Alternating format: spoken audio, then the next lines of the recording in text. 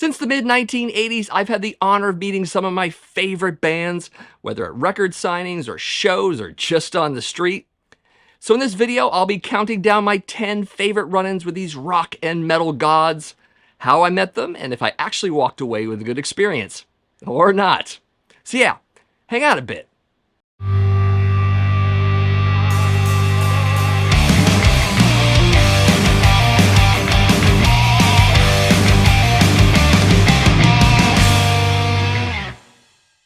So to be honest, I actually hesitated to do this video, initially because it might get misread as being a tad self-serving or even assumed to be some I met some famous person, look how cool I am kind of thing. But I'm hoping it'll be taken in the spirit in which it was meant, which is merely an excuse to tell some brief and occasionally kooky stories about my run-ins with band dudes over the last 4 decades. And by the way, if this isn't your cup of tea, I'll probably talk about some cool records next week anyway, so you'll have that to look forward to. All right, let's get to it. At number 10 is Kurt Bachmann, guitarist and vocalist for American Christian death metal band Believer. Yes, that's right, Christian death metal. This was in Boston, Massachusetts at the Channel Club. The band played on October 15th, 1991, along with Bolt Thrower and Sacrifice, and more on Sacrifice later. Local hardcore band Tree opened the show as well. In fact, it was their 3rd show ever, according to one of their members that I met that night. Story goes as such. I went to the show with my buddies, and I had interviewed Kurt Bachmann before, I should probably mention that, on college radio. Had a bit of an in with Roadrunner Records and some of the RC bands in particular. In fact, I'm probably going to talk about that again with my number 9 choice. So I ran into Kurt at the show, actually at the bar, and he remembered me. It was like months before, so, there's that. So we sat down, we had some beers. I think he drank. I know I drank quite a bit. And we just talked about metal for hours, I remember, at least an hour or two.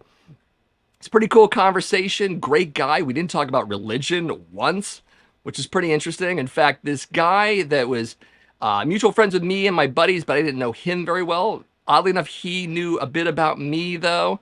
He comes up to me and he's like, wow, someone like you getting along with a Christian. And I'm like, people who aren't Christian can get along with Christians. Like, you just talk about the things you have in common. And that's exactly what happened with Kurt and I. He was a very cool guy on that level. And it was kind of funny that total stranger, friends with other friends otherwise, was so amazed, but he was a really cool guy. Believer, pretty interesting band. They went a little more progressive death metal later on in their career. This tour was for their Sanity Obscure album. Great music, though. I actually enjoyed the album quite a bit. Spun it quite a bit on college radio as well. Anyways, at number 10 is Kurt Bachmann from Believer.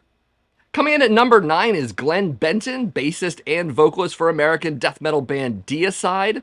This was in Salisbury, Massachusetts at Chapter 2, which I don't think is around anymore, but correct me if I'm wrong. The band headline was supporting acts Demolition Hammer and Cancer on October 4th, 1992. So my going to the show was actually because friends of mine were in a band that played a lot earlier that night. In fact, it was a bit of a matinee show at first. A lot of regional bands played. By the way, my buddy Gary Lane was in a band called Chronic Decay here in Burlington, Vermont, way back in the 90s. So I took the ride with them to drive up. I also wanted to see Deicide, but I was really there for Cancer because they're a British band. They weren't coming to the States all that much in the early 90s, at least that I knew about. Really excited to see them. In fact, I lost my mind when Burn Casket came on because they're so awesome. Anyways, I should preface this story because it's kind of 2 parts with Glenn Benton. The first was maybe so many months back. Again, college radio interview situation. Glenn was to be interviewed live on my show, one of my 3 shows I did. And so I had him on the phone, and it was probably about 60 seconds to airtime. And I'm like, you just have to wait 1 minute, and then I'll put you on the air, and we'll do the interview. 40 seconds into it, Benton's basically like, fuck this, and hung up. So sitting there 20 seconds to airtime, like, what am I going to do? Well, I did remember that Benton has a bit of an attitude. It's kind of well known. And I queued up a CD just in case he bailed out at the last second, which I didn't think was going to happen, but it did. So all was well, and I think we basically just picked on him throughout the entire show afterwards. I don't remember. It seems like we would have done that, just as dumb kids and whatnot. So anyways, many months later, I go to the show, and I see Glenn in the crowd. He's talking to a fan. He seems rather disinterested. He has this look like he's just sort of tolerating the fan.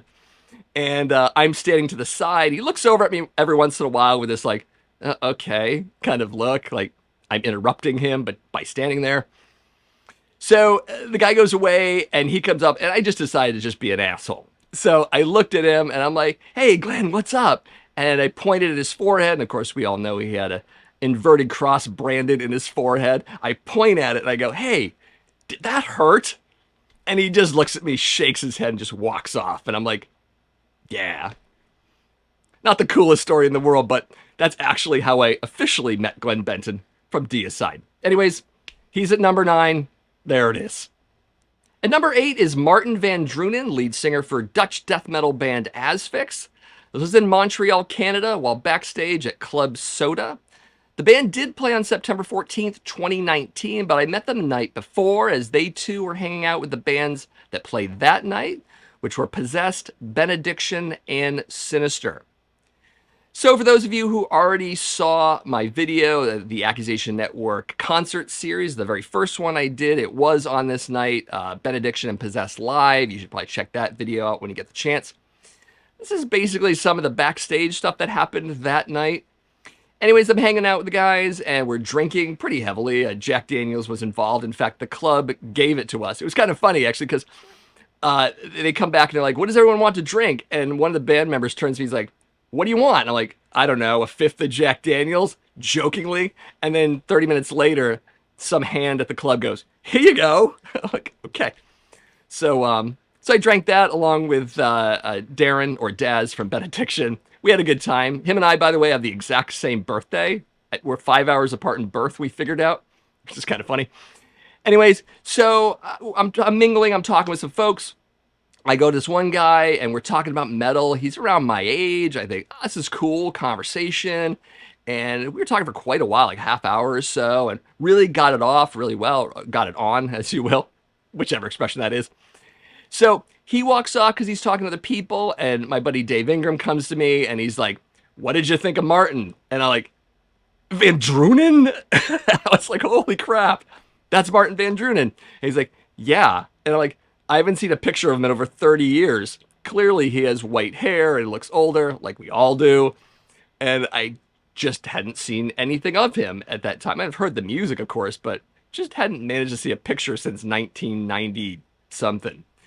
So anyways, still with quite a bit of liquor in me, I go back over to him and I'm like, Martin, I'm really sorry. And I tell him the whole story. He just laughs his head off. He just thinks it's the funniest thing that he was a total stranger to me for the first so many minutes or whatever of us talking. And then we had more conversation. It was a good time. But that's how I met Martin Van Drunen, by accident and not knowing it was actually him. Hilarious. So at number 8 is Martin Van Drunen from Asphyx. Coming in at number 7 is the late Eric Carr, drummer for American hard rock band Kiss. This was in Springfield, Massachusetts at the Springfield Civic Center. The band headlined with opening act Wasp on March 28th, 1985. So first I gotta say, seeing Wasp on their first tour was amazing. Like, everything I'd read in Circus and Hit Parader was true. It was the raw meat thrown at the audience and the Tormentor rack and all of that. And of course, Randy Piper and Chris Holmes together playing. Just amazing. So I was there for Wasp just as much as I was there for Kiss. Kiss was on their Animalized tour, pretty great as well. I remember my buddy Joe and I were in the crowd, and we met up with this kid. We're hanging out with him, and it was a spitting image of Steve Perry from Journey. He even had the haircut, which we felt like he was kind of affecting that. Maybe he was just trying to go after girls that liked Journey. I don't know. Short aside. Anyway, so we're in the venue, and it's a typical rock venue that doubles as a sports venue. So there's seating behind the stage, and they just basically cordon it off. I think it was during one of the isolated solos, either Paul's or Gene's. I got a little bit bored because, as we know, I don't really like isolated solos all that much. So Joe and I basically went under the velvet rope and around to the seats that were empty and around backstage. So we're back there and we see Eric Carr, and he's basically blow drying his hair upside down. He's probably just like this because he's got that huge mane. Probably has it on a cold setting just to cool off. And all I remember, this very short conversation was like, "Hey, Eric, what's up? Hey." And he's like, "Hey, what's up, dude?" And I think this conversation lasted about 10 seconds, maybe 15, but it was the greatest conversation ever in my life up to that point. And that's basically it. I guess this would chart a little higher in my top 10 if we had had more of an extended conversation, or maybe if I met other guys in the band as well, but that's my story. So anyways, at number 7 is Eric Carr from Kiss. At number 6 is guitarist Vinnie Vincent, though also bassist Dana Strum, both from American glam metal band Vinnie Vincent Invasion. This is at Strawberries Records and Tapes in Worcester, Massachusetts, though I saw them live a few hours later at what was then the Worcester Centrum on November 19th, 1986, opening for Alice Cooper, who I'll also discuss very shortly. So the story goes as such. My friend Mary and I went to a record signing at Strawberries. Vinny was there, as well as Dana Strum, and there might have been other members of the band, but I just don't remember. The line was actually really long. It wrapped around a couple blocks, which is kind of interesting for Vinnie Vincent. I mean, didn't know there were so many Kiss fans out there who just wanted to see a guy who got kicked out of the band a couple years back, but there were. I did bring my copy of the Vinnie Vincent Invasion, the first album. That was what they were touring at the time, to get that signed. So the line goes, and I meet Vinny first. Dana's next to him second. And I'm like, "Hey, Vinny, what's up?" And he's like, "Hi." And he literally holds out his hand like this. And I didn't know what to do with that. I was 17, 18 years old, whatever. And I was like, okay. So Dana, seeing the clear reaction on my face, without missing a beat, jumps. He's like, "Hey, dude, what's up?" Like he's trying to cover for Vinny. And I stopped talking to Vinny and I started talking to Dana because Dana's interesting. I mean, Dana's a bass player like I am. And I knew the whole story about how he introduced Randy Rhoads to Ozzy. He set that all up. That's a cool story. You can check into that one on the internet later. And all of that. So Dana Strum and I ended up being the two people that talked. And we talked for quite a while about a whole lot of stuff. Very cool. Talked a little bit about the LA metal scene and some other stuff as well. Very cool conversation. It was funny because I went there to meet Vinnie Vincent and I actually enjoyed meeting Dana Strum instead, which is kind of funny. Fun fact, Vinnie Vincent only got to play 3 songs that night at the Worcester Centrum. Boys Are Gonna Rock, Animal, and Twisted. There are many rumors as to why that was, one of which is that they owed the Mafia a tremendous sum of money and that they took their equipment in retaliation because they didn't pay the money. I kind of like that story, but I don't believe it's necessarily true. If you know the real story, you can let me know in the comments, but I don't know. I've tried to find it, still can't. So anyways, at number 6 is either Vinnie Vincent or Dana Strum from Vinnie Vincent Invasion. Coming in at number 5 is Alice Cooper, vocalist for the American hard rock band, also known as Alice Cooper. This was in downtown Worcester, Massachusetts, hours before I would see his band as well. Same night and venue as Vinnie Vincent Invasion. So the story is basically Mary and I split up after the Vinnie Vincent signing. I don't know where she went. I know she met me later at the show. Again, she was just a friend. She was actually a friend of a girl I was kind of sort of seeing in high school. That's a long story.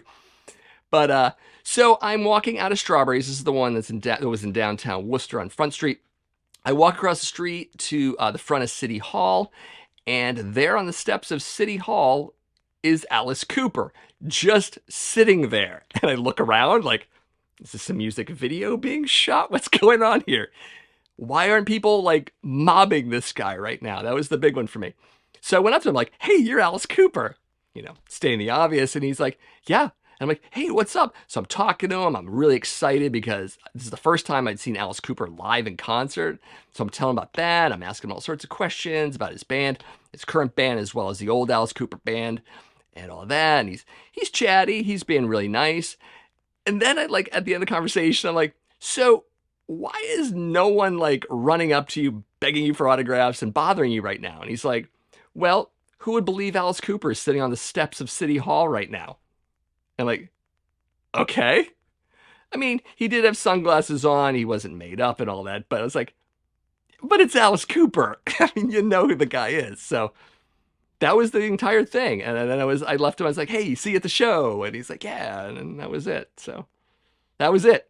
And that's my story. So at number 5 is Alice Cooper. At number 4 is Joe Rico, guitarist for Canadian thrash metal band Sacrifice.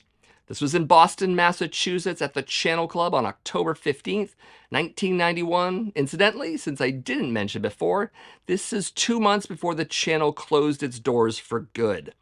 And yes, this was the same night as Believer and Bolt Thrower. So the show was really amazing. This was after the show. I had drank a lot more since I met Kurt Bachmann, like a lot more. And I ran to Joe, like, hey, Joe, what's up? And I talked about Torment and Fire and how much I love that album. And this was for the Soldiers of Misfortune tour. Why am I struggling with that title? Very cool tour, by the way. Great album. It's their third album. And Forward Determination, obviously, their second. So Joe and I are talking, and I'm really bombed out of my mind. I don't know if he's been drinking. I'd like to think he was. My buddy was hanging out behind me, kind of waiting for us to leave the club, which wasn't happening because the conversation with Joe and I went for like over an hour. And the only topic we talked about was Iron Maiden. Like, that's it. I think we spent a good 10 minutes dissecting Phantom of the Opera alone, but that's all we talked about, how much we loved Iron Maiden. This is what, 91? So, you know, Iron Maiden isn't putting out really bad albums yet. So it was really amazing. And it just wouldn't end. And my buddy keeps bugging me. He's like, let's go. We got to go back to Worcester. Come on. And I'm like, no. 5 more minutes. And 5 more minutes was like, I don't know. How many more minutes was that? So yeah, really cool conversation about Iron Maiden, drunk for like over an hour with this guy. So anyways, that's the story. It's kind of short, but kind of fun anyways. So number 4 is Joe Rico from Sacrifice. Coming in at number 3 is Jerry Cantrell, guitarist for alternative metal band Alice in Chains. This is at Great Woods in Mansfield, Massachusetts for the Clash of the Titans Festival, which means they also played with Slayer, Anthrax, and Megadeth on July 6th, 1991. So I can't remember, this is after the Alice in Chains that I remember. I want to say Slayer was the next band. I don't know why I can't remember that. I do remember that Megadeth was third. So who knows who was fourth? Maybe it was Anthrax was second. I just can't remember. So anyways, whatever band's playing there, and I'm pretty much there for all of them, hanging out, you know, getting into the bands and stuff. And there's this guy next to me, literally standing right next to me in the crowd. And he's really into it too. And I look over and I'm thinking, this is probably my new metal buddy for the evening. You know, you go to a show and you make a quick friend and you're both into metal and it's awesome.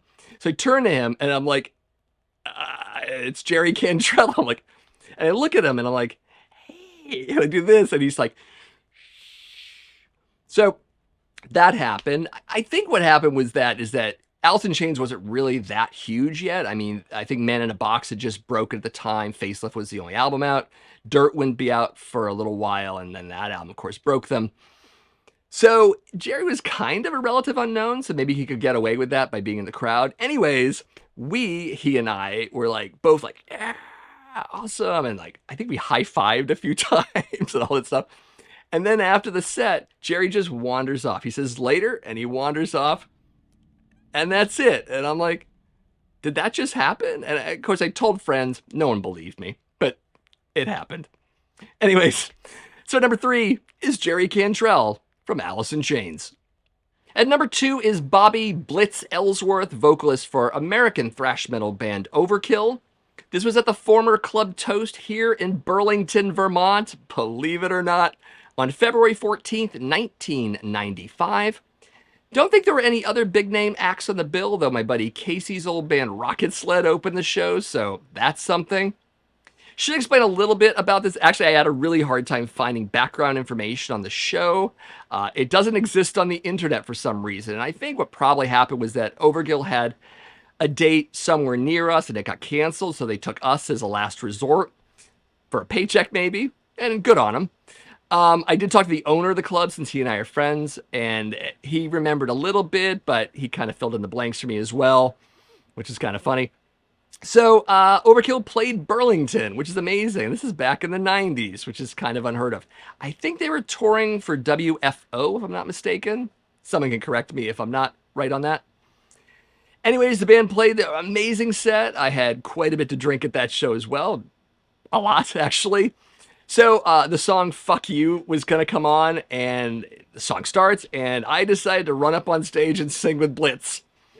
And I thought I was going to get my face punched in by someone. Maybe Dee Dee would take the bass and smack me with it or something. But I got to stay up there for at least a chorus and maybe some of the verse as well. And then Blitz basically shoved me into the crowd, did a little bit of a stage dive and all that. So that was fun. After the show, I went to the back to the merch table, and Blitz was hanging out there and talking to some folks. And then I was like, hey, what's up, man? And he kind of really wasn't happy with me. It's maybe drunkenly jumping up on stage and trying to sing on the mic with him. Maybe that was too much for him. Maybe he was in a bad mood. I mean, they lost a show, and we were kind of the consolation prize in some ways. At least that's how I imagine it. So yeah, he basically didn't talk to me after the show. But technically, I met him. So anyways, at number 2 is Blitz from Overkill. And my number 1 favorite musician I ever met was, of course, the legendary American vocalist Ronnie James Dio. This is at the Medley in Montreal, Canada, a club that closed down back in 2010. His namesake band Dio headlined the show on July 5th, 2002, with supporting act Voivod, which is kind of an interesting bill. In fact, I gotta kind of point this one out. My buddy Bill and I went up there. He got me the tickets for kind of an early birthday present. And I did bring a camcorder and a camera just in case. It was in the car and all of that. Bill had told me he had a friend who knew Dio really well. He could get backstage passes. So that was kind of the setup there. The funny thing was we didn't know Voivod was going to play that night. And I guess this is going to be a little bit of a story about Voivod first. So Bill and I are in the crowd. We meet this nice French-Canadian dude. This is actually kind of silly where he's talking to us. And we look at him and we're like, you know, you're the first nice French-Canadian we've ever met, because there is a little bit of an attitude in Quebec about Americans and such. They don't think a lot of us. Some of them don't. Some of them are okay with us, but we've run into a lot of attitude, Bill and I, at places like convenience stores and parking garages and all that. So he's like, so we tell him that, and he's like, ha ha ha, I know what you mean. And I'm like, of course you do. It's like a big conspiracy. But anyways, so the lights go down. We're hearing the PA music at The Unknown Nose is coming up, and we thought it was just PA music until the guitar chords kick in, the lights come up, and Snake runs up to the mic, and Bill and I just spin around at each other and go, holy shit, it's Voivod. We didn't even know. In fact, later we went out to the venue to look at the poster, and it's like Dio with special guest Voivod. Really tiny. It's like, okay, Voivod was playing the show. First time actually seeing Voivod, which is amazing. I lost my mind at that. So anyways, Dio comes on, great show. He did a lot of cool songs that we expected. You know, he always throws a few in that are unexpected. I can't remember which ones there were. I know Gates of Babylon, I think, was in the set, and some other cool stuff. It's a Rainbow song. Anyways, we do run into Bill's buddy, and he's like, hang on, I'll be right back. And he comes back to me, and he slaps a backstage pass on my vest. And I'm like, oh my God, this is going to happen. So we went upstairs, and there's Dio along with Jimmy Bain and the guitar player at the time, Doug Aldrich. I can't remember if the drummer was there. In fact, I don't remember meeting the drummer. And I can't remember who the drummer was at the time. Was it Simon Wright? Can't remember. So anyways, Ronnie and I start chatting right away. And the funny thing was that I had heard so many great stories about how gracious he was. And apparently that was right, because he posed for a photo. He talked to me for a while. He signed all the CD booklets I brought just in case I met him. And he did a video ID for my public access show. I told him about it. It was a show I did back from 97 to 2009 called Subterranean Cinema. I showed a lot of fringe and alternative stuff. Real underground video stuff. Pretty fun. So I'm shooting this. I have this camera, and it's like, this is Ronnie James Dio, and you're watching Subterranean Cinema. And all I'm thinking is, oh my God, Ronnie James Dio is doing a show ID for me. Amazing. So anyways, he and I talked. We sat at this cocktail table, just the two of us. We talked like 15, 20 minutes. It was amazing. I mean, other people are waiting to get stuff signed, I guess. Maybe they're talking to Jimmy Bain or something. I don't know. So Dio and I are talking, and I had some questions for the guy because he's Dio. The first one I asked him was, I noticed during the Heaven and Hell song, the set, that you didn't do the heaven part. Like, you usually do that thing with the light comes down, you're like this. And he's like, why didn't you do that part? And he's like, well, which part do you like the best? And I'm like, well, the hell part, clearly. And he's like, well, there you go. Like, okay, stupid question. The other one I asked him was, what's the one song you really, really hate doing at this point live? Like, you're just sick to death of doing it. You've done it for decades. It's just a drudge and all of that. And he's like, that's easy. Rainbow in the Dark. And I'm like, oh my God, I love that song. Everyone loves that song. He's like, that's why I do it. So just an amazing experience for me. Ronnie James Dio, one of my metal heroes. I got to meet him, which is just mind-blowing. And it was especially cool in a smaller club. The intimacy of that show and all of that. And I wouldn't have gotten to meet him back in 1985 when I first saw him live on the Sacred Heart Tour in a big arena. So circumstances allowing, that was pretty cool. So anyways, yeah, that's it. And number one, of course, is Ronnie James Dio. Of course, these aren't the only musicians and bands I've met, just my favorites here. I did run into Lee Dorian, then of Cathedral, at one of their shows, and he was too whacked out of his mind to even know I was in front of him, or at least that's how it seemed.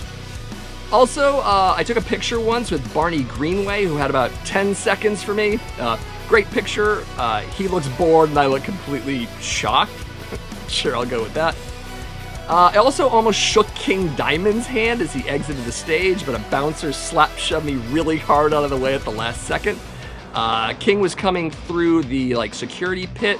This is right after seeing him with Merciful Fate. This was the reunion tour for In the Shadows, and almost it was inches away from shaking his hand. In fact, he held his hand out too, but then the bouncer just wham shoved me in the crowd. I literally ended up on my back on the floor. Crazy, not fun. Of course, other folks too, but nothing that really has a good story, so I simply didn't tell it. However, I'm pretty sure that you have some pretty cool stories about meeting your favorite rock and metal musicians. You should tell me all about that and anything else relevant in the comments below. Of course, if you're new to my channel, just so you know, my name is Matt. This is the Accusation Network, where each and every week I do videos on metal vinyl collecting. I also do videos on classic and modern metal in general, much like this. That sounds pretty cool to you, definitely give this video a like. Also subscribe to the channel if you haven't already done so, and share my videos with a few of your friends. And of course, as always, thank you for watching, and I'll see you in the next video.